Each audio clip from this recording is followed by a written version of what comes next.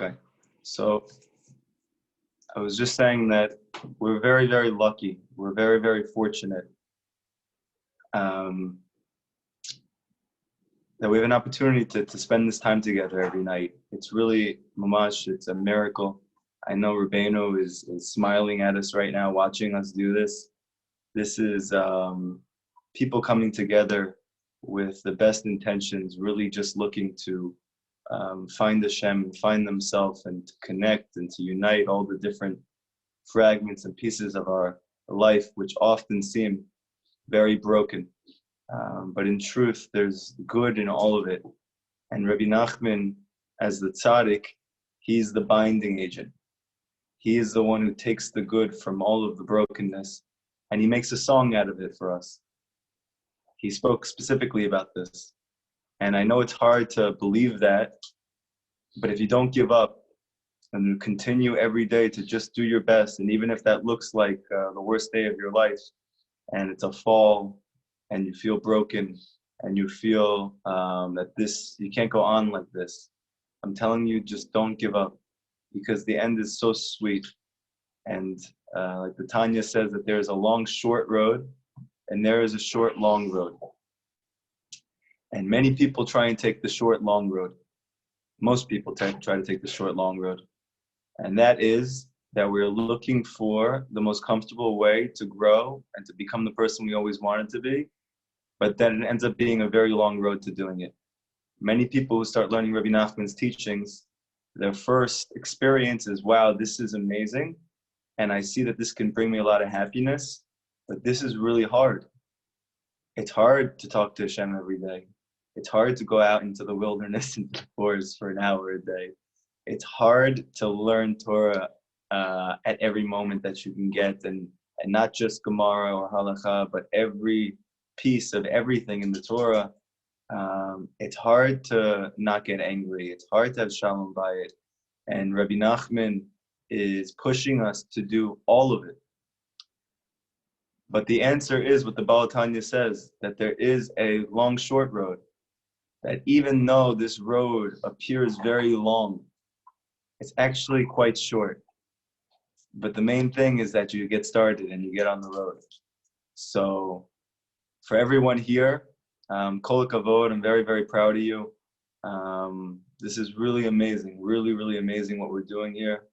It's very special, and we're so lucky. I was just saying how Rav Kramer, he came to visit last year, and he came to speak to 10 people. I've spoken to Yossi Katz in the past, and he doesn't care where he goes. He wants to go to Las Vegas and speak to a few people over there who are interested in what is Rabbi Nachman and Breslov, even though they could probably get him hundreds of people in New York. But he doesn't care. He just wants to shine the light of the tzaddik to everybody. And it's really a tribute, not just to him, but that he's the product of Rabbi Nachman. We're all the product of Rabbi Nachman. And it's very clear that the students, according to Hasidus, you want to see what the Hasidic master is like, just look at his students. And you'll see the Rabbi. And there's nothing more real than this. There's nothing more authentic than this. There's nothing more genuine than this. And Bezrat Hashem, I hope we all get the opportunity to go to Uman as soon as possible, so you can see in real life that there's not just 10 of us or 20 of us. There's actually thousands and thousands of us that are scattered across the globe, these fallen sparks of godliness all over. And they come together. And I told people, I went there for the first time this year. I've been praying for years, ever since I started learning and applying Rabbi Nachman's teachings. Every day in my Hippolyte, Hashem, help me to get to Uman, help me to get to Uman, help me to get to Uman. And finally getting to go and to see the people there. It was like, when I came back, I said, this has to be like Geula, just like in a much bigger way. That the whole Jewish world is going to be doing that in Yerushalayim, what all the Breslovers do in Uman on Rosh Hashanah. That's really what it felt like for me. I'm not like trying to sell anything. I'm not trying to make money. I'm just bearing my heart to you, okay? I've been through too much in my life to care about anything else besides the well-being of my family and of the Jewish people. And suffering is actually really good. It really humbles you, and it really makes you very beautiful. It's hard to see it when you go through it. but you just got to keep going. The main thing is just to keep going, okay? So now, we're in the middle of the very first Torah of Likutey Moharan, just getting started, but it's such a fundamental piece of Torah. It's so special, it's so beautiful, it's so practical. You can live your whole life just according to this one piece, and I mean that. So what is Rabbi Nachman saying here? We'll do a quick recap, and then we're going to move on to new material. So he says like this: why don't we get our prayers answered? The answer is that there is a lack of truth in what we're saying. What is the truth that Rabbi Nachman is speaking about? It's called Chokhmah. Chokhmah, which translates as wisdom, is really what is the inner godly reality. Whenever you can locate and pinpoint and recognize and connect to the inner reality, that is called attaching yourself and experiencing the Chokhmah of Hashem, the wisdom of Hashem. And like it says, Hashem created everything, the Chokhmah. So we usually think that means that the Torah is teaching us that Hashem made everything with wisdom. Okay, that's great, wonderful. The God of the universe who created everything and everything is a part of him, he did everything with some level of intelligence. That's an amazing teaching, of course. But now Rabbi Nachman is teaching us, what does that really mean? It means that within every single thing that Hashem created, there is an external reality that we see, that's very easy to see, and it's very easy to connect to and invest in, but it's not real, or at least it's not really real. And then beneath that, you have an inner reality, which is called Chokhmah. That is the light of Hashem, which is giving life force to every person, to every creation, to every experience. That is the inner reality. Rav Nachman says you have a chiyuv as a Jew. Every single Ish Yisraeli, every single Jewish man, Tamid, constantly needs to be searching for the inner reality of everything in his life. I go eat food. I'm not eating only to sustain myself. That is called connecting to the external aspect of that experience, and that's the cause of all suffering. Again, this is not because of punishments. It's not because Hashem is angry at you. It's because we're cutting ourselves off from the life force of the experience. Like, for instance, I just ate chicken. It's very easy to eat that chicken, especially when my wife makes it. It's very good, Baruch Hashem, to just enjoy the chicken and to just sit in that enjoyment. Or you can realize, like Rabbi Nachman teaches elsewhere, you can get to a point and you realize Hashem is everywhere. Hashem is in your chicken. Hashem is in everything. Now you can just taste the chicken and it's going to taste good for a few seconds. And then you're going to get full, and then you're going to get tired, and then you're going to have to take a sleep. Or Rav Nachman says there is a whole inner reality inside that chicken. That if you take a moment before you start eating and you say to Hashem, Hashem, I know that your life force is giving birth to this chicken in front of me. That there is godliness within this thing I'm about to eat. I want to experience you through the chicken I'm about to eat. I know this sounds crazy, or I don't know what it sounds like, but I'm telling you, this is how Rabbi Nachman is training us to experience life, because this is what it says to be Jewish. It's not to be a chassid. He says every Jew, this is what we're here for. We have an ability to find Hashem through everything. Rav Nachman says you can get so good at this that you might think to yourself, maybe I should just stop learning Torah because I can just do it in my normal, regular life. That you could get to such a level that within your relationships, within your work, you can always find the Chokhmah, and you're always seeing God and experiencing Him in a newer, greater way and connecting to that you might say to yourself, why do I even need to learn them? Because it's out here also. Just to show you what type of level that Rabbi Nachman is trying to get us to. You can do this. I ate the chicken, and instead of following my instinct, which we call the Yetzer Hara, or we call Esav in this Torah, I tried to be like Yaakov. I tried to be a Jew. What does it mean to be a Jew? It means to look for Hashem in that chicken. To think to yourself that the taste, the pleasure I'm getting is not physical. The pleasure I'm getting is godliness. What's left over, which is digested in your body and then comes out as excess, is the outside external physical reality. So what you did is you enjoyed God and you got rid of the rest.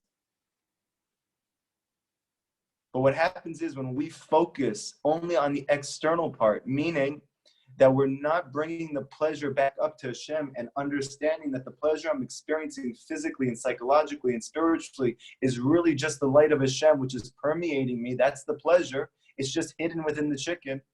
So what happens is I associate it with the chicken. And then I am not looking at the Chokhmah anymore. I am stuck on the outside. And then I don't get life force, not physically, not spiritually. That's why you're getting tired after you eat. That's why you're eating more than you need, because we are naturally trapped on the outside.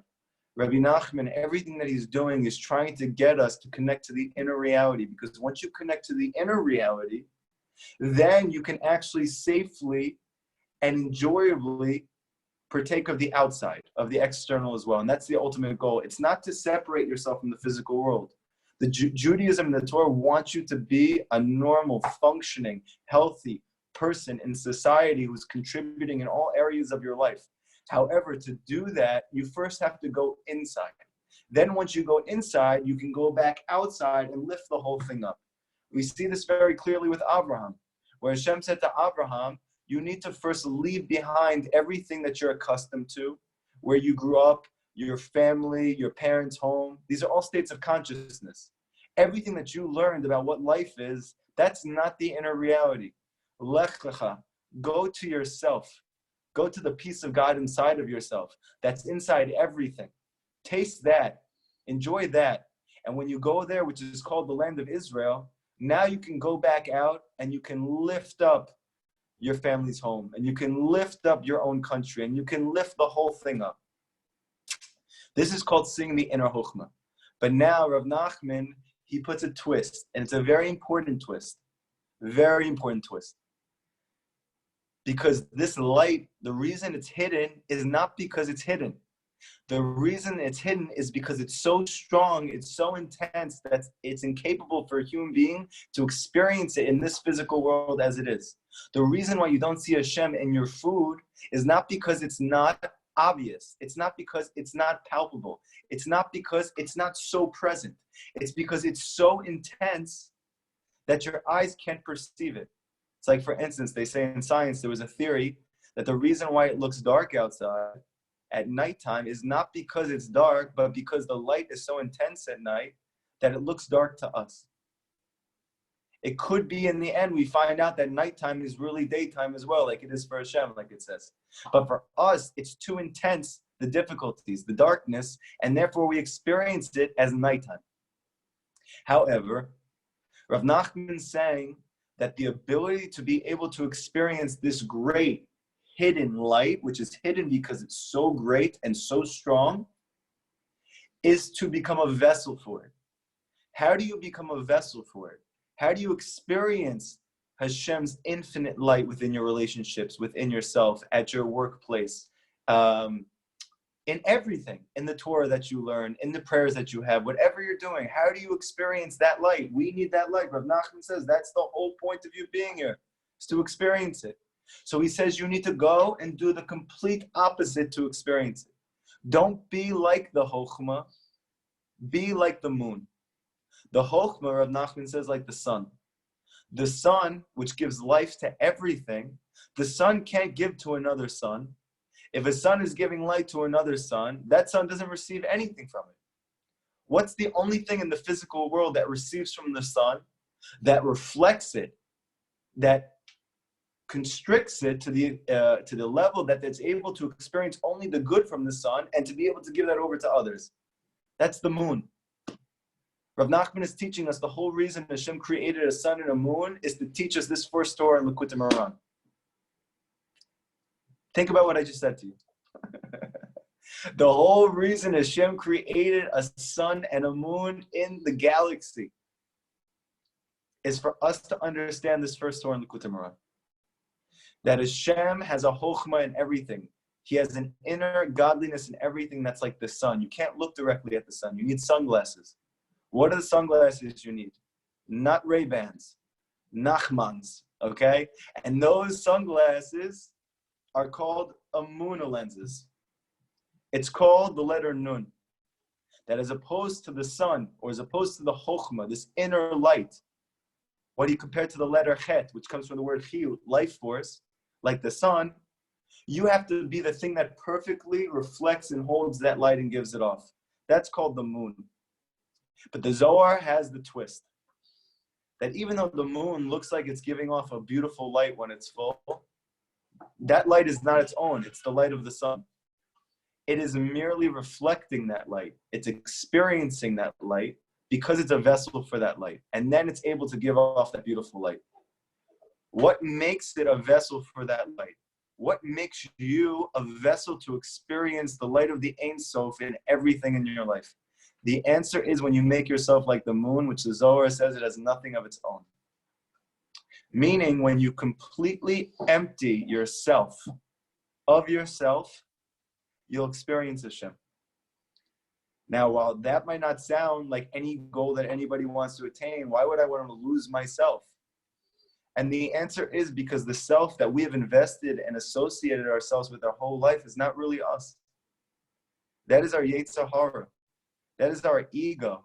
That is the thing that's called Yesh, isness, okay? But you have something within you which is much deeper than that, which is truly your inner self, which is the part of you that you've been yearning since birth to connect to, and you don't know where it is, and you don't know how to do it, and you don't know how to find that place, but you know that it's somewhere. And even if you never thought about it, you feel that it's somewhere. Everybody feels that there's something inside of us. There's something somewhere that's more real than what I've experienced. That is called your real self. That is called ayin, the keter, no thingness. No thingness. Doesn't mean you're nothing. It means you're no thing. You're not a thing. You are a piece of God. You are a piece of the infinite light of the Ein Sof, the creator of existence. But the only way to experience that is to nullify your superficial self. Now, we might think, when you listen to New Age psychology, that means I need to work on not being selfish. And yeah, that's an external part of the ego. But the deepest part of the ego is the one that tells you that something is happening and it's not Hashem's doing. It's very subtle. But every single time that you experience anything in your life, and at that moment you think that is not Hashem's direct, active will at that moment, that means that you are connected to your ego. Because what does ego mean? Even though we use it in common parlance or vernacular as selfishness, it really means self, self, self. What is self? Self means I exist as separate from something else. Ego means I have an existence in and of myself. You don't. You do not exist in and of yourself. You don't even want to exist in and of yourself. The whole reason why we experience sadness and anger and confusion is because we do not want to be alone.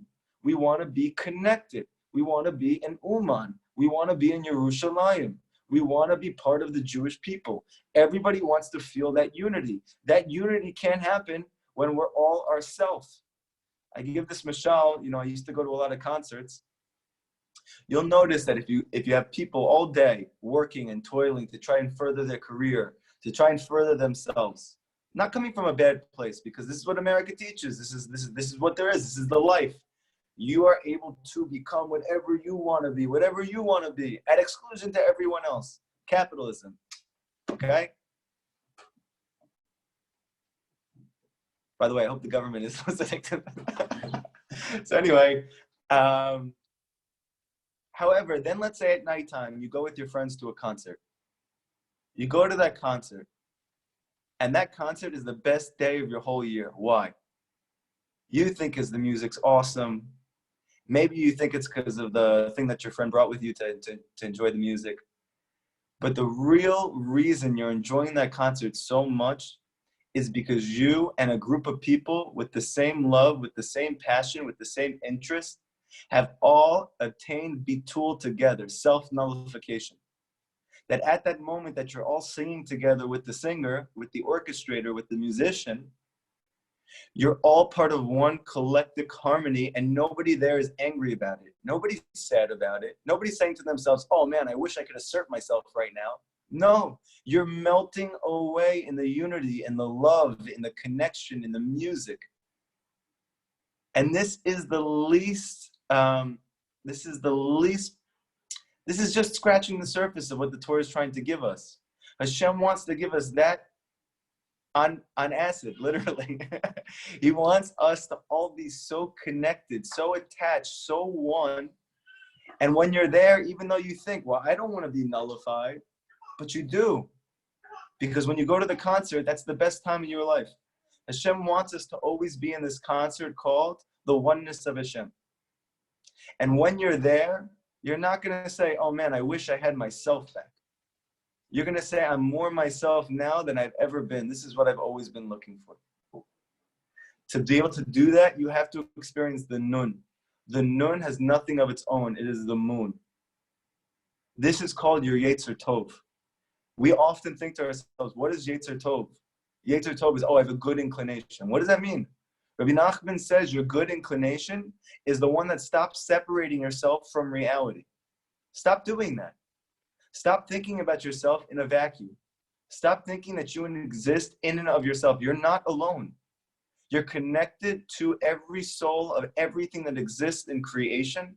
Everything is dependent on you. You're dependent on everything else. And Hashem is the one who's running the show. And that's amazing. That's beautiful. Let yourself melt yourself away in that thing. That's called the nun. That as soon as you experience something, whether it's good or whether it's seemingly bad, bring it back to Hashem. And as soon as you do that, you're experiencing your Yetzer Tov. Because your Yetzer Tov is called the moon.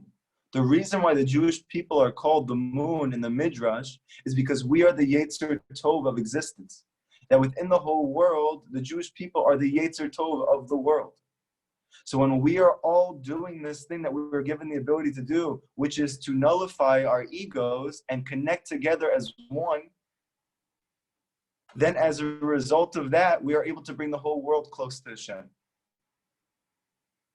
This is the Yetzer Tov. The Yetzer Tov is not simply, I want to go do a good thing for this old woman crossing the street.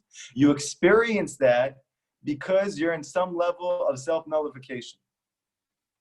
However, real Yetzer Tov, what does it mean at every moment? How do I connect back to my source? I do that right now by emptying myself of myself. And then I can experience everything I've always been looking for, okay? Now, Rav Nachman says, what if you don't do this? What happens if you do not actively try and become like the moon? That you allow yourself to be as you just naturally are. Then Rav Nachman says the Jew is not like Yaakov, and he's not like David HaMelech. He's actually like Esav. Have you ever seen the Torah and how it speaks about Esav? There is not more vehement, more negative description of a person in the Torah than Esav. They call him Esav HaRasha in the Gemara. He's called the Rasha, the worst thing that exists in the world. And Rabbi Nachman is saying Esav is not exclusive for the non-Jewish world. You have Esav inside of you if you don't work on this. The reason why you experience sadness and anger and confusion is because you are not nullifying Esav. Esav is your external self that wants to be separate, that doesn't want to connect to anything deeper.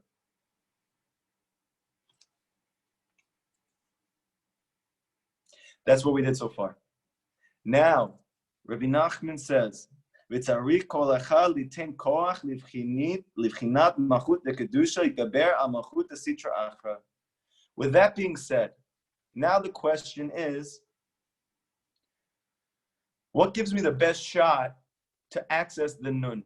What gives me the best chance to actually do this? This sounds great. I would love to be egoless. I would love to melt away in the unity of Hashem. Now, how do you do that? So Rav Nachman is going to bring the answer. The solution is like this. You need to be proactive. You cannot be responsive in this. You have to be proactive. What do you have to be proactive in doing? You need to give strength to your moon You need to give strength to your Yetzer Tov. You need to give strength to the part of you that wants to experience the light of Hashem. We're going to see in a second how you do that. But we're saying like this, very simply. How do you long-term actually get to the point where your constant mode of existence is not ego and having to nullify it, but that you're able to be tapped in even before the experience? And the answer is you need to be proactive in building this part of yourself. Notice another part of the physical creation of the sun and the moon. The sun is always steady. The sun always looks the same every single day. The sun represents the light of the Ein Sof. Like Hashem says, I don't change. I'm just as much present in everything and everyone all the time. I don't change. What changes? The moon. The moon waxes and it wanes. 15 days it waxes, and for 15 days it wanes. Why did Hashem make the moon wax and wane? We understand now that the moon represents your Yetzer Tov, that when you look up at the moon, you actually should think to yourself, this is the Yetzer Tov. Everything about the moon is just like the part of me that's going to allow me to be close to Hashem and receive the light of Hashem from the sun. In fact, I heard Rabbi Ginsburg say that it's explained in Chassidut that face that you see on the moon, by the way, a lot of people, they say, like, I see like a face on the moon. Everybody, not just Jews, everyone has this own idea, but that there is a face in the moon. I've seen it in my own life. Looks like eyes and a smile. Whenever you want, you can check it out. I never knew this. I just found this out. Rav Ginsburg says that the Torah says, Chassidut explains, Kabbalah explains, the face that you see on the moon is Yaakov Avinu's face. And what does Rav Nachman teach us? That Yaakov represents the Yetzer Tov. It's unbelievable. Somebody just told me I keep getting cut off. Do I actually keep getting cut off, or is it just this person's phone? Not getting cut off. Okay, good. So like this. What do you need to do? You need to build the moon. It takes time to accomplish this. You're not going to be able to nullify your ego in one moment. You're not going to be able to nullify the Esav within you in one day. Like the moon, it waxes and it wanes. You're going to have days that you're going to be better at this. You're going to have days that you're actually better than that, but it feels like you're doing worse. Because Rav Nachman explains that every single time that you make a step up, you have to fall first. In Chassidut, this is a very, very famous concept. It's based on Kabbalah. The Baal Shem Tov made this very famous. Rabbi Nachman speaks about it constantly. All the Hasidic masters speak about it. The concept of falling for the sake of rising. That when you fall, you never just fall. Hashem doesn't just allow you to fall. The fall itself is for the sake of rising. It's like, let's say you want to climb up a ladder. You're trying to move up to the next rung. So the only way to get up to the next rung is to put pressure first down on your feet, to bend down a little bit, and then to push yourself up. So that means, though, in order to get to the next rung, you first have to drop down a little bit. That's what gives you the power to actually get to the next place. So the Baal Shem Tov and Rabbi Nachman are teaching us, this is your whole life like this. Whenever you feel that you're falling, even though you're trying, it means that you're actually going down for the sake of going up. And if things are going good, or they seem like they're going good, we'll speak about that in a moment, okay? But in truth, when a person's really working on himself constantly every day, and he's toiling to try and experience and to attach himself to Rabbeinu's teachings, he's going to have ups and downs. It is impossible that you're really trying to do an Arabi Podadut, that you're trying to nullify your ego, and you're not falling every so often, okay? And that's okay. And in fact, the falling itself is only for the sake of going higher. So part of being the nun is recognizing that the moment that you fall, that's really because you're about to go higher. So you might think to yourself, okay, but like, let's say I forget about that. Let's say I just go through it. So why don't I just get to the next stage? The answer is like this, and this is a very important thing. You don't get to the next stage until you make yourself like the nun. That means, like, let's say, for instance, I'll give you an example. A couple nights ago, I taught a class, Sunday night, I think it was. We spoke about gratitude. We spoke about hope. That was an amazing class, a very powerful class. Anybody who hasn't heard it should go back and listen to it. It's on the BRI YouTube page. It's called How to Attain Inner Peace. Really, it was a powerful class, okay? After the class, I started to pray Arvit, and all of a sudden, out of nowhere, I started to feel sad. for no reason. Mamash, no reason. Everything is good. I had a great class. I prepared for it. Hashem helped me do it amazing. People gave me amazing feedback after. Everything was fine. And all of a sudden, I just experienced a wave of sadness. So in the past, I would have dwelled on that. I would have thought about, why am I sad right now? Why am I feeling this? And I would have invested in that feeling. However, Rav Nachman teaches that feeling is a sign you reached another level. You went to a higher level. Now you have to go back and experience the skeleton in your closet at that new level. There's Kabbalistic reasons for that. I'm not going to get into it right now because it's too complex. But simply put, that whenever you get to a new level, you have to go back to the beginning again. But when you go back to the beginning again, it's with a new consciousness, okay? So it's not the same like suffering that you went through 5 years ago when you go through it. It could actually be very quick and very peaceful. It's just that there has to be some level of a fall, no matter how subtle that is. So what did I do instead? I'm saying to myself, Hashem, I'm learning this Torah, Aleph. Rav Nachman says, live the Torah that you're learning, okay? We're learning this right now together. I said, Hashem, I know that just like that class was amazing, I didn't say anything. You taught that whole class. That was you. And the feedback I'm getting now, also you. That means that this wave of sadness I'm experiencing now is also you. It's all coming from the same exact place. That means that this is just as good as those things. So I said to Hashem, even though I don't feel good right now, instead of thinking about this feeling, I'm nullifying myself to you completely. I trust you, even though I don't understand why this is. What I'm going to do now, instead of doing what I used to do in the past when I felt sad, was to overeat and was to think about it for hours until I figured it out and never did. I'm going to go to sleep now, and I'm going to give it back to you. I laid down in my bed. I said, Hashem, I love you so much. Thank you for everything. The good and whatever seemed like it wasn't good. Right now, I feel weird. This is a weird feeling, but I trust that this is from you just like the others. And Hashem, all I want to do is be close to you. And I believe this is part of that process. Please tomorrow, help me to wake up tomorrow even stronger, with more energy, with more conviction, with more life force. For you, so I can connect more to you. I woke up the next day, I felt amazing. It was the best I felt in a long time. Now, in the past, I would dwell in that for hours, or for days, or for months, or for most of my life, it was years, and that was the reason for all the depressive episodes. Rav Nachman calls this sophistication, to sit and dwell on those experiences. Now, even though it doesn't sound sophisticated, it is according to the Torah. Why? Because you're trying to figure it out. That means that at a very subtle level, you're saying, I can figure out something which is above understanding.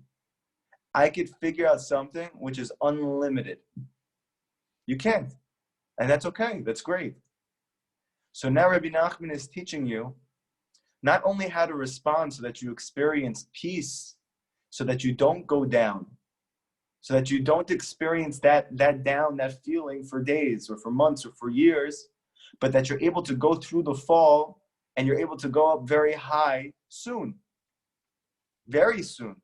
It could be as soon as the next moment. How do you do that? Make yourself like the moon. Remove your mind completely, because what's happening right now is above your understanding. And say to Hashem, Hashem, I'm giving it back to you, and I hope one day you give me the merit to understand why. The next day, I learned a piece in Likutey Moharan, and that piece was talking about a Yerida for the sake of an Aliyah. Literally exactly what I went through. That was the answer to my prayers. Not only that, I would never have been able to truly experience that Torah I read the next day unless I had that wave of sadness the night before and nullified myself and woke up the next day feeling great. Hashem is teaching you Torah all the time. He's not just teaching you Torah when you read a book. Everything in your life is called Torah. Everything. By the way, you should know I had a chidush. I wouldn't tell you this unless I really thought it was emet la'amito, unless I thought it was true, because I don't think much of my chidushim, but I think this one's good. So, Rav Nachman has a seder of learning that's different than everybody else. What does Rav Nachman say? When you go into a traditional yeshiva, let's say, and they teach you to learn a piece in the Gemara, They're going to teach you to learn a glot. Learn this piece cold. Keep going over it and over it and over it and over it until you understand it. And what happens? You could be doing that piece for a day, for weeks, for months, maybe even years, and never actually understand it.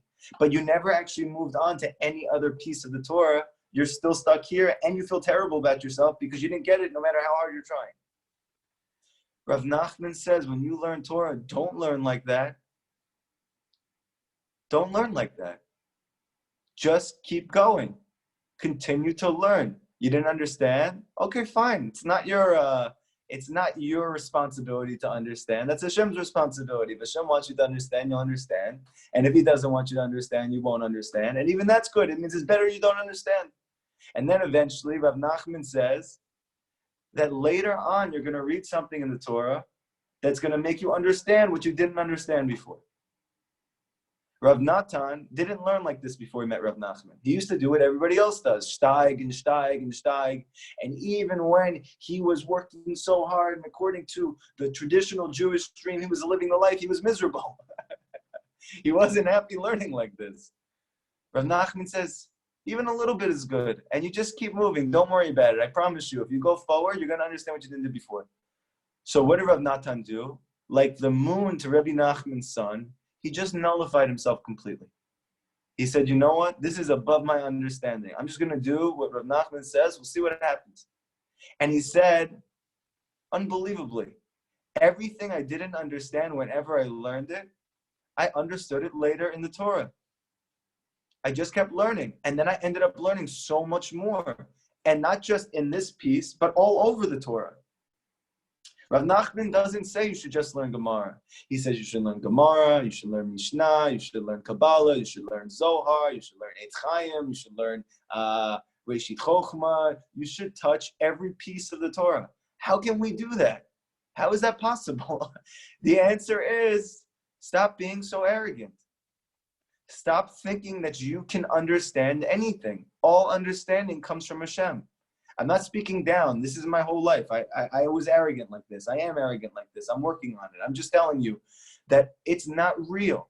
It's not real. Understanding is not coming from your brain. Have you ever seen a brain? It looks like a potato. It's a mush potato that's in your head. Your understanding is not coming from your brain. It's coming from Hashem. Now, this is the chidush. You ready? I realized I was learning Gemara, right? Which I don't particularly like doing yet, because Hashem, one day I will. And I'm learning it, and I want to understand so badly the piece that I'm on, and I don't understand. And I'm not comfortable at all because I'm a perfectionist, not moving on. But I said, Hashem, I'm nullifying myself to Rabbeinu. He knows more than me. This is above my understanding. Just like an Alavi Bodadud saved my life, so too this advice of just to keep moving is coming from the same exact place. It must be just as good. So I forced myself to continue. 2 pages later, I got complete clarity on that piece 2 pages ago. And I had such a chap, such a chidush. Because the sages teach that the Torah is chayim, it's a life. So I realized that the way you learn Torah is the same way you experience your life. When things happen to you, are you sitting and dwelling on it, trying to understand it and not moving on until you do? Or you could do what Rabbi Nachman says. Just keep going. And a couple days from now, you're going to get the answer to what you didn't understand today. And it's the same thing when you learn. Rav Nachman's whole perspective of life was consistent, whether it's through learning or how you experience your wife or your kids or your job, your relationships. It's not about you obtaining understanding through your efforts of hishtadlut, of you, because what's really going on is a very subtle ego that we were taught by society, by TV, by media, by Western civilization, that you achieve what you work for. The Torah says this is not true. You do put hishtadlut in, and you need it to succeed. But what's the hishtadlut in? The hishtadlut is nullifying your hishtadlut. When you can get yourself to the point to say, Hashem, I feel very uncomfortable right now. I don't want to move on from this thing in my life, but I've tried this 100 times before. And every time I did, It led to terrible feelings that stayed with me the rest of the day. It hurt my relationships with my family and X, Y, and Z, and it goes on and on. Let me try something different. Yes, maybe it sounds crazy, Reb Nachman says, that I don't have to sit and dwell on everything. Let me try. Maybe there's a reason why breast lovers are so happy. Maybe there's a reason why they're able to go out to the field and talk to Hashem for hours a day, and their relationships with their wives are good, and their relationships with their families are beautiful, and they're feeling very connected to the universe. Maybe it's not just because they're all hippies. Maybe Rabbi Nachman truly has some very deep wisdom for all of us. So try it out. When you go through a moment in your life, or in your learning, or within yourself, when you have a negative experience or a fall, don't think about it for 1 second. Say to Hashem, just like I understand all the good things that I experienced yesterday or a week ago or a year ago was from you, this feeling is coming from the same exact place. It's just as good, except I don't understand it because it's beyond my understanding. Hashem, I'm giving it back to you. I'm saying thank you, even though I don't know why. And I ask you, Hashem, please help me to understand why one day. And just keep going with your life. There's some questions on the bottom. We'll answer them at the end of the class.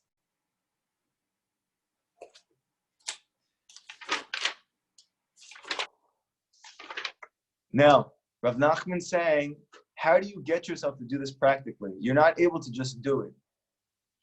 This is page 28. You need to overpower your ego by investing in constantly and proactively investing in your selflessness, your moonness, your amuna, your innermost self. How do you do that?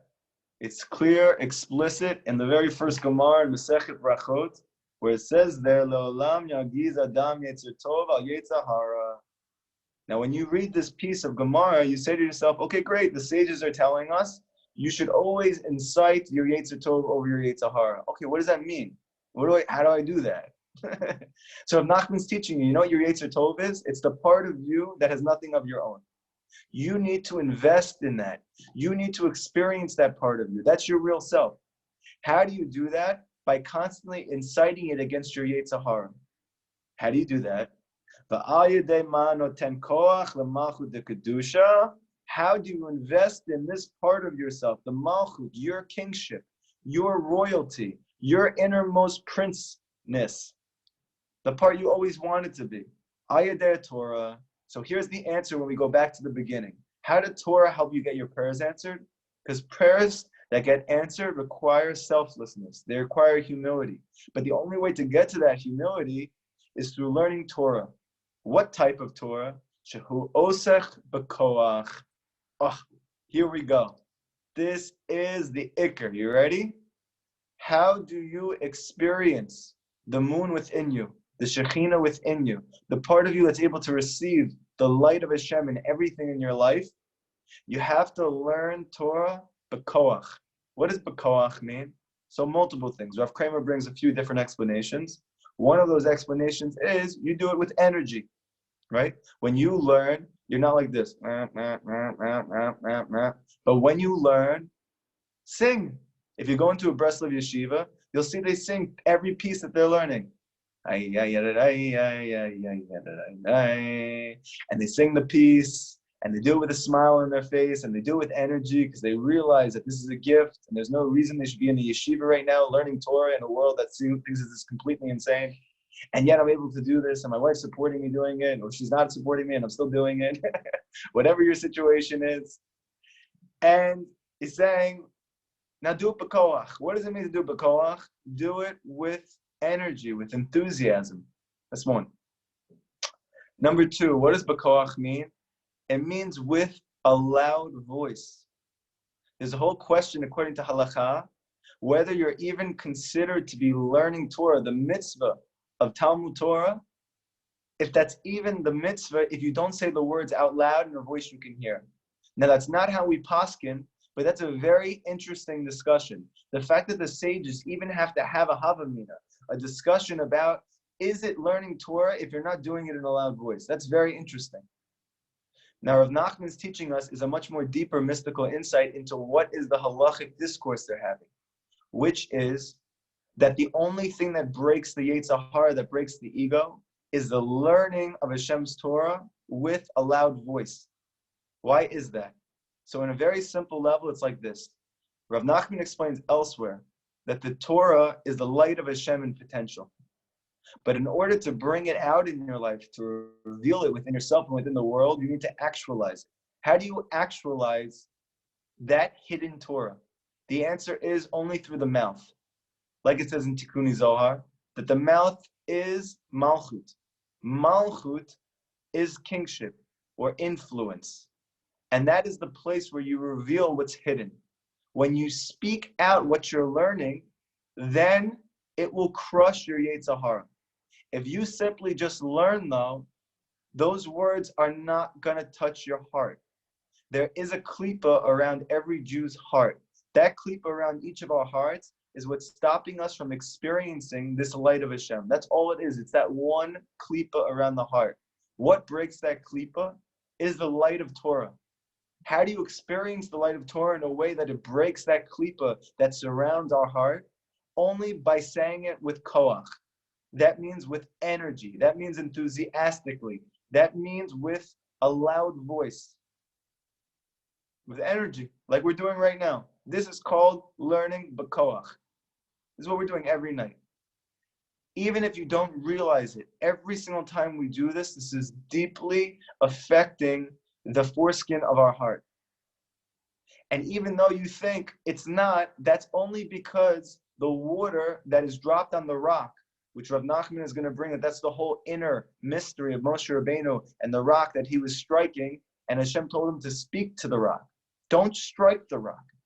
You know what he was telling Moshe to teach all of us? Stop trying. You stop trying. Not stop trying, but you stop trying.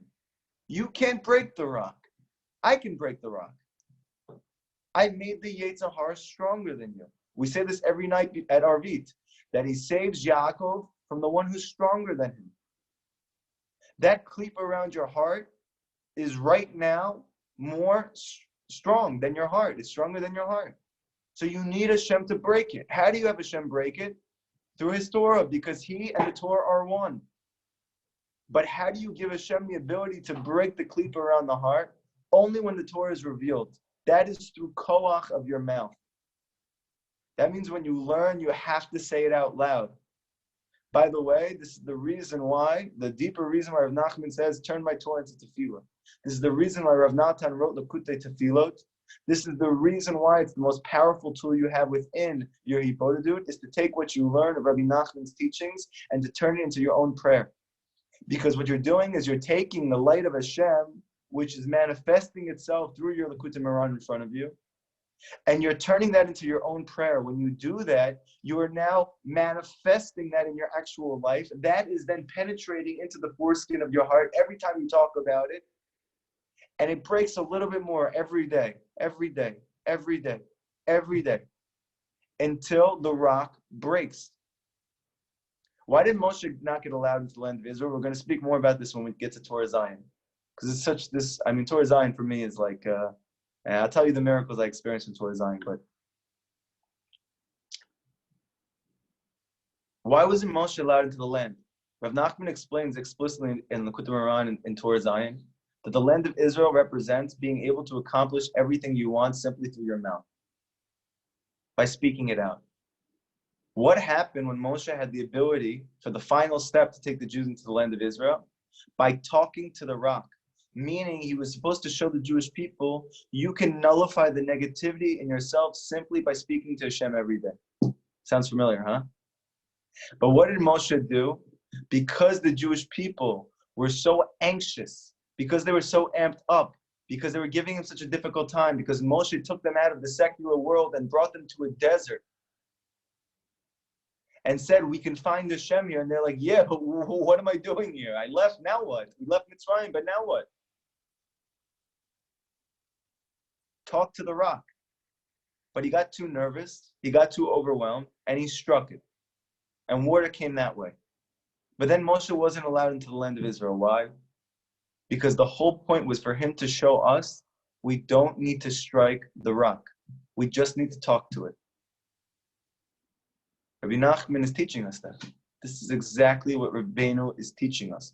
And any person who does Hibodedut every single day and forces himself to beyond understanding, makes himself like the moon to this teaching, he will experience in a week, in a month, in a year, in a few years, he's not the same person.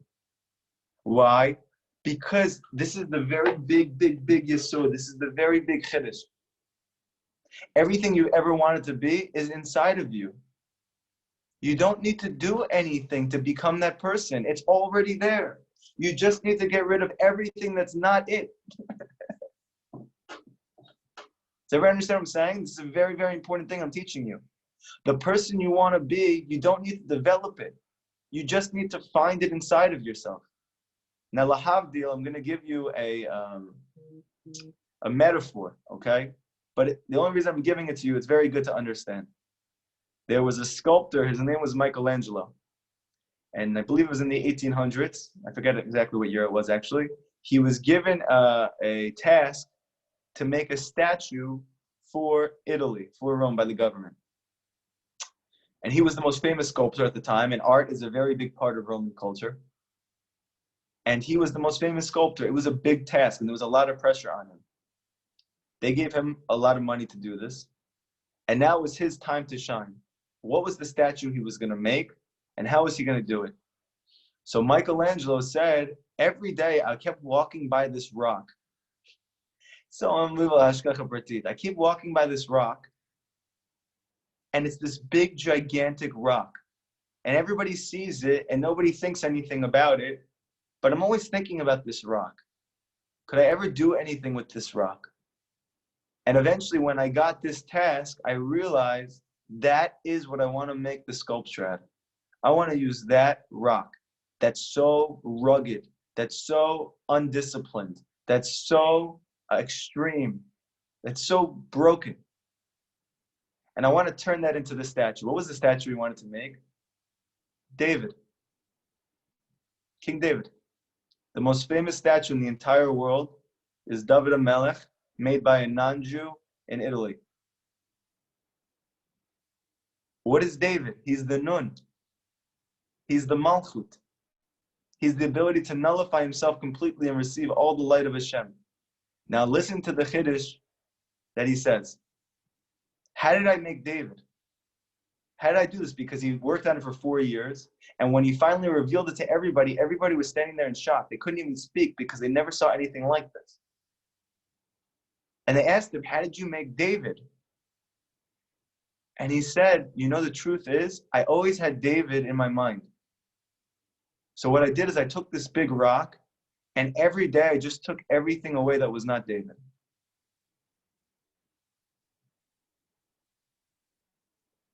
By the way, this is the best lahavdil analogy you'll ever hear in your life. It completely connects to every part of this teaching that we're saying. The rock is our heart. Inside of the rock is the you you've always wanted to be and your connection to Hashem. The whole way that you experience yourself is simply to take away everything that's not you. What's the key to doing that? Hibodedut. When you talk to Hashem every day and you follow Rabbeinu's advice every day to the best of your ability, you will keep withering away at that rock until there's nothing left except you. And then you're going to be happy. And then you're going to feel inner peace. Then you're going to feel life force. Then the whole world is going to need you. Any questions about tonight's lesson?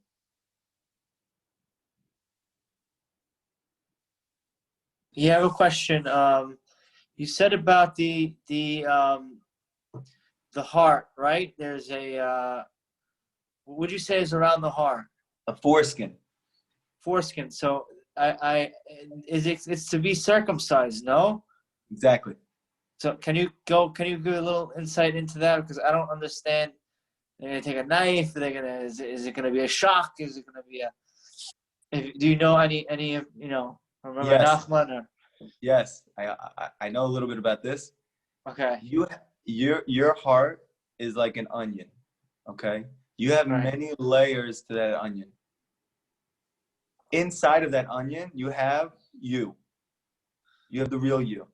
That's what you've been Right. looking for since you were born, okay? Rabbi Nachman is teaching that by nullifying yourself every day, and specifically through Hibodedut, you will take away a layer every time. You take another layer, and another layer, and another layer, and another layer, until one day you're only left with your Yetzer Tov, just yourself.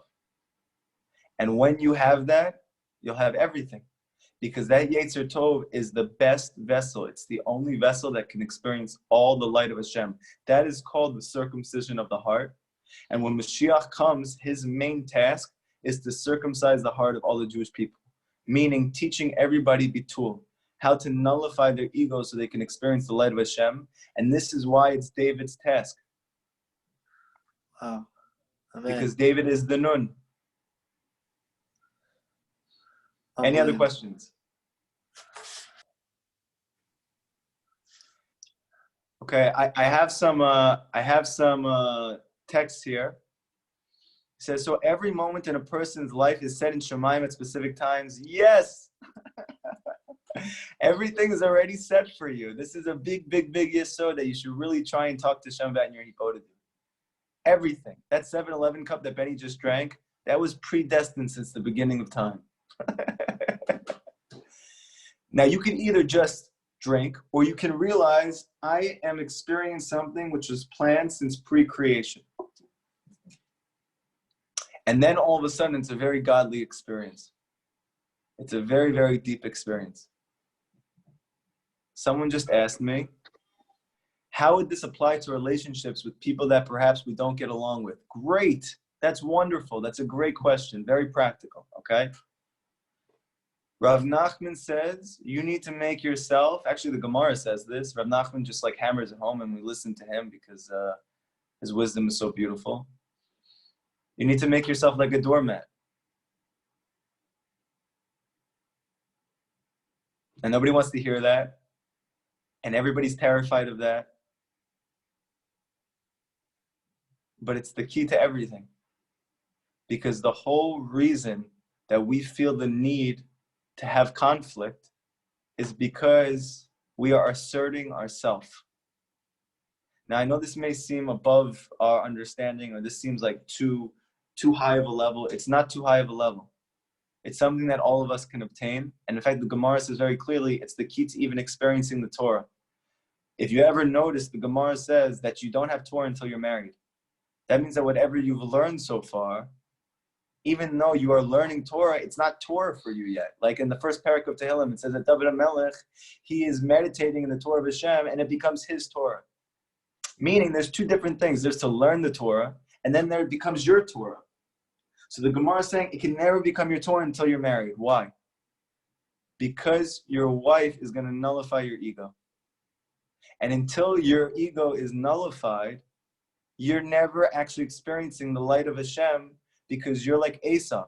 Now I know that sounds harsh, but I'm the king. I was the king Esav, okay? And I wasn't a bad person. I'm a good person. I wanted good things for people. I cared about people. I wanted the best. But I didn't realize that my external self, that Rav Nachman says called Esav, it's the source of all destruction. Rav Nachman says when someone rebukes you, you should be quiet. You shouldn't say anything. You should realize that this is the greatest thing that could possibly happen to you. And then take that back to your Hibodedut and cry.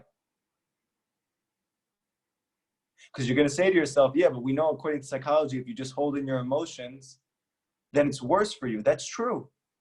But Rav Nachman is saying, don't hold it in forever. Have a time every day that you let it all out. That you talk to Hashem for an hour and you cry with Hashem. But when the person is rebuking you, just sit, relax, and say to yourself, Hashem, this is you. This is not this person. This is for the sake of humbling me. This is good for me. And the reason why it's doing that is because I'm asking Hashem, I want to be close to you. And you can't be close to Hashem if you have an ego. It's impossible. So, in fact, those opportunities when another person comes and he completely nullifies you, that's the best thing ever. However, we don't realize that because the world has taught us that's the worst thing possible. And especially in many cultures where they say it's not to be a man to be walked on. So you're in the worst trouble. Because in your efforts to be a man, according to the Torah, you're a woman. Because all you're looking to do is to receive. And the Torah is teaching you how to be a man. That doesn't mean to assert yourself. It actually means to be a giver. Rav Ginsburg says that when a person converts to Judaism, what's the conversion that's really taking place? He says to some extent, every convert is a female soul. It's a female soul. And when he converts, he becomes a male soul. How does that make sense? What if he's a man to begin with? The answer is, like the Tanya says, to be Jewish means to be completely selfless. To be not Jewish means to be full of self. So when a person converts to Judaism, he is accepting upon himself selflessness and therefore becoming a man. So being a doormat is being a man? Yeah. Are you sure there's no like in between line where it's No. not used versus like? No. Yeah. Now again, that doesn't mean keep it in. Do not keep it in. Then it's going to be really bad for you. Then your relationships are really going to go downhill. Take it, leave your room, leave everybody for a second and say, Hashem, I am very overwhelmed right now. I'm very hurt right now. I want desperately to respond. But I've done this so many times in my life for 20 years, for 25 years, for 30 years. This isn't working for me. Let me try what Rabbi Nachman says, okay? Let me just keep it, hold it, don't respond, wait till either later that day or the next day, go to the field and cry to Hashem. Say, Hashem, thank you for humbling me, but I'm really in a lot of pain. Please show me why you're doing this to me. Because I want to be close to you, and you're going to see the light. And eventually, when you really are humble, when you're truly humble, nobody's going to be walking over you. And this is the great paradox. Nobody's going to walk over you. The only reason everybody's walking over you is because you're not humble. The Torah teaches that as soon as you're humble, then everybody honors you. Why are you not being honored by the people around you? Because you're not humble yet. Now, if you think you're humble, you need to go back to your Bodhidut and say to yourself, am I really selfless? Even when I do something for my wife, is it because I want my wife to be happy? Or is it because I want her to then do me a favor after that? Now, this can be applied to anything. Like, for instance, Rav Arush gave this example. Your wife wakes you up in the middle of the night. Says to her, honey, can you please go get me milk? But it's 3 a.m. What do you need milk right now for? And there's only one grocery store that has the kosher milk, and you're going to have to drive there. You're going to lose your parking spot in New York City. You might not get a parking spot, but I have to sleep, and I'm the one who supports the family. I'm the one who's going to work tomorrow. You're not working. You're home. So what's a person going to do? A person who thinks they're on a high level, they're going to go do their wife a favor. So the next day, they can say to their wife, you owe me. They may not say it explicitly, but subtly, they're feeling that tomorrow I'm going to be able to say, I did this one for you. Or maybe they're not even going to say that, but they're going to think to themselves, I did that. Now I hope tomorrow this person's going to do something for me. This is called not love. This is not called love. This is called self-love. Rav Arush says, you want to know if you really love your wife? Are you doing it just because she wants you to? Just because she wants you to. Not for any other reason. That's called love. That's completely selfless. You don't get anything from that. And in fact, once you do it for that reason, you get everything from that. Because you turned yourself into a moon, and then you're able to experience the light of the Ein Sof. See if there's a couple more questions here. Let me see if we can answer some of them. If you are not a morning person and you wake up in the worst mood, what are your couple ways to gain a mood and have enough energy to say Buddha with authenticity? That's a great question. I am the same situation.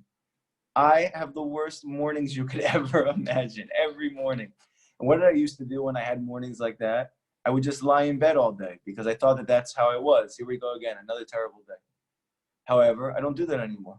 I get up and I do my best I can for a few hours to do whatever I can. I don't do Hibodedut in the morning, even though Rav Nachman suggests to. You should do it as early as possible, and I agree with him. You should. Not that I'm anyone, but I'm just saying you should. If you feel good in the morning, you should do it. But if you don't have koach and you don't have energy to do it in the morning, and you have more energy in the afternoon and you have time to go to the field in the afternoon, do it in the afternoon. Do it when you have the strength to do it, when you have the clarity to do it, when you have the permission to do it. Now, Rav Nachman saying lahatchila, the best case to do it is in the morning before everybody wakes up. It's true. But let's say Hashem has not given you the zchut yet to have that type of mornings, that you can do that. Okay, so you have to know when and where. Do it later. Do it when it gives you the best chance to give it your all. Okay, for me, right now, that means in the afternoon. That's not lachatchila what Rav Nachman says, but I'm sure Rav Nachman would agree with, based on my circumstances and my health, go do it in the afternoon. Okay? Another question here. I know every case is different, but there are people we know who feel that just being about them may bring us down or get us upset. Wouldn't it be better to distance themselves from them? Yes, it would be better. You should initially distance yourself from those people while you're working on this. However, ultimately, when you have withered away that rock and you have obtained a degree of selflessness, now you're going to be able to go back and to be in a relationship with those people, and it's not going to weigh on you like that. I know exactly what you're talking about. There's a reason why Hashem told Noah, you have to first go on a boat by yourself, and then you have to go back and recreate the world. Because this is for all time. There's no way around this. When a person wants to connect to this inner reality, first you have to go do it alone. And even though nobody's going to understand you, and you're going to get a lot of flack for it, and it's going to be a lot of pressure for you, you have to go alone first. Because if you're trying to do it and at the same time trying to convince everybody that you're sane and that it makes sense and it's good for you and they should do the same thing, you're done. That's not going to work, and you're going to experience tremendous grief while doing it. However, if you follow Rav Nachman's Eitzah and learn his Torah every day, then in a couple of years, you're going to be able to go back to your family, and you're going to be a light for all of them, and they're going to appreciate you, and they're going to respect you. And don't think people can't change. I know it looks like that because they never did, but they never did because we're not humble. I know that sounds too simple. I know that sounds hard to believe. I'm telling you right now, when you become the person that Hashem created you to become, the whole world is going to help you do what you need to do. That takes faith to believe that, but if you work at it every day, you will see it. And the only way you're saying to do this is by doing Hibodedut. There is no other way. I'm not saying that. Rav Nachman says that in Likutey Moharan. He says that the only way to experience Bitul, he says it, there is no other way except through Hibodedut. He says that explicitly. Beautiful. Just blame it on the Rabbi. No, just that's the emes. Rabbeinu said so. So it's on the What wall. else? I'm not anything. I'm just trying to give up. You're beautiful. You are amazing. You are that rock that I don't know, Da Vinci carved. I'm breaking every day. Literally. Yes. Literally. David. But that's really what it is. Rav Nachman says it explicitly, and I would say, when you think about that, you'd be like, yeah, but why would Rav Nachman be the only one who talks about it? Okay, I want to tell you something. Hibodedut doesn't just mean talking to Hashem. Hibodedut means to be alone. Now, when you're alone, the best thing to do is to talk to Hashem. Because of what we said, that's what penetrates the heart.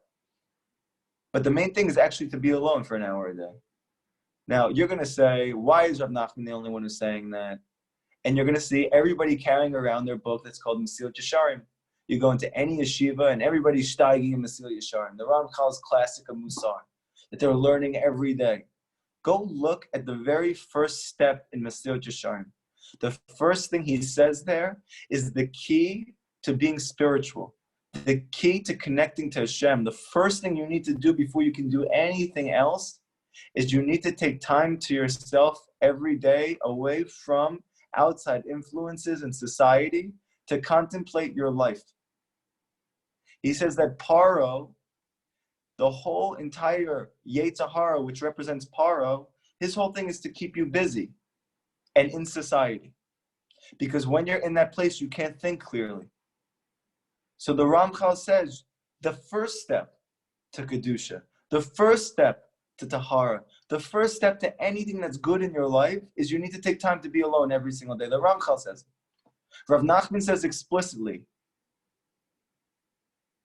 that every great tzaddik that you ever heard of, he says in Likutey Moharan, any tzaddik who attained a level of true connection and closeness with Hashem, the people you read about in biographies, all of the tzaddikim that we revere and that we admire and that we cling to, Rav Nachman says not one of those people was able to obtain that through anything else except through their hibodedut.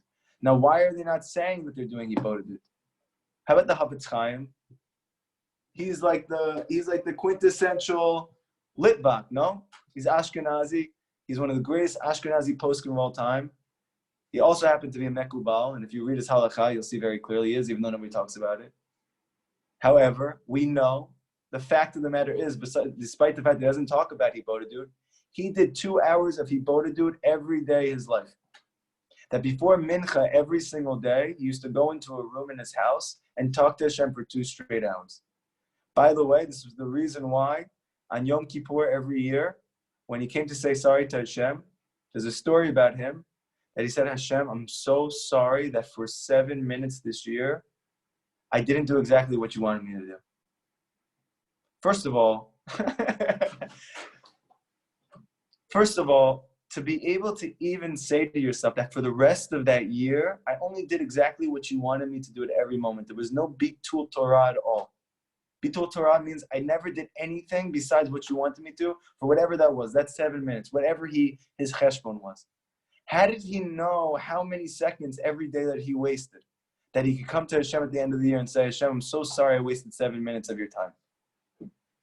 Because he did 2 hours of hibodedut a day. And because he was going over his day every single day, what did I do here? Where did I succeed here? Where did I struggle here? And then he had the cheshbon at the end of the year. Rav Nachman was not the only one who did hibodedut. It's very clear why are all of the Jewish tzaddikim in the Torah shepherds? Why are they all shepherds? Because they're alone in the field. Because that's the only way to connect to Hashem. And then they can go back into the city and they can lift them all up. But there's a reason they're shepherds.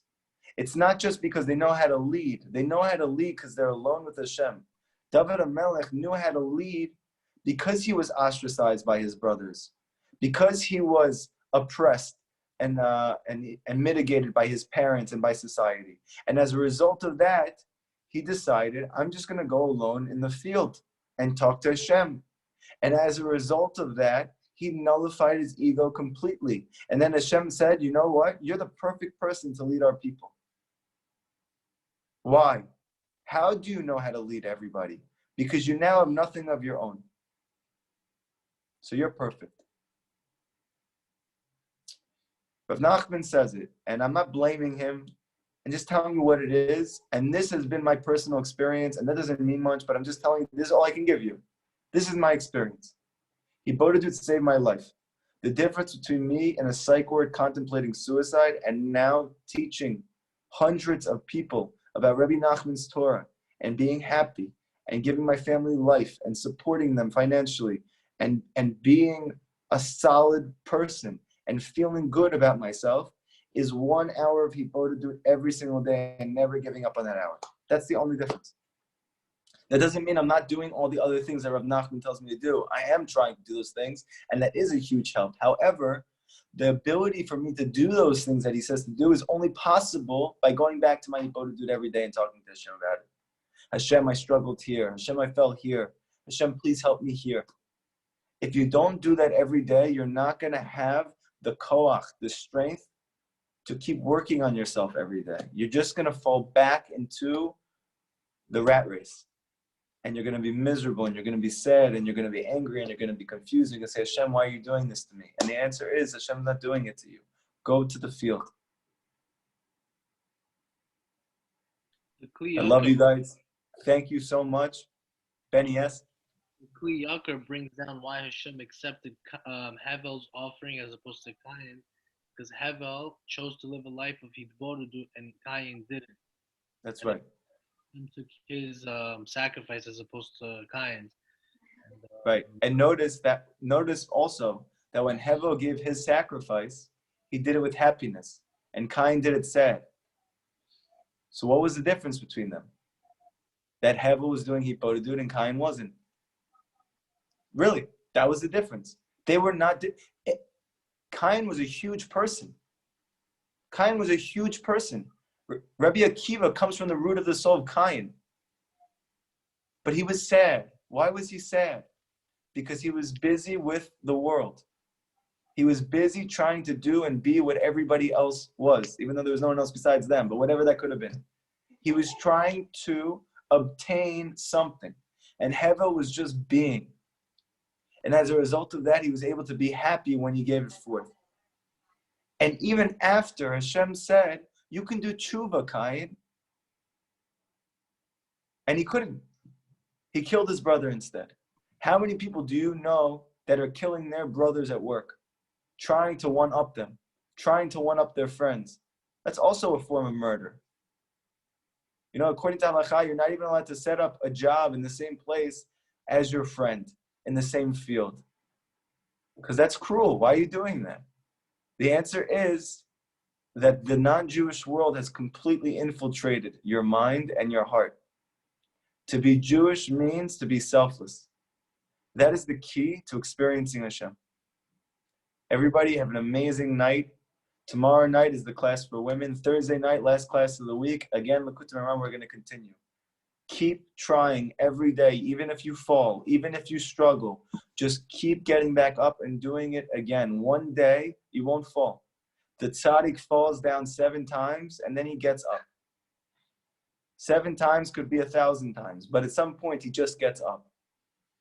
To be a tzaddik doesn't mean to be good at anything except to just keep getting back up. That's the whole chiddush of the tzaddik, that he never gave up. Not because he's the smartest, not because he's the most charismatic, not because he has the most resources, but because he continues to get up, now he's called a tzaddik. Every single one of us can also be a tzaddik, and Rav Nachman's mission is to do that for us. Just keep getting up, trust Rabbeinu, trust Hashem, and give it your best shot again tomorrow. You keep adding up those days, and one day you're going to wake up, and you're going to be up. Everybody have a great night. Yeah.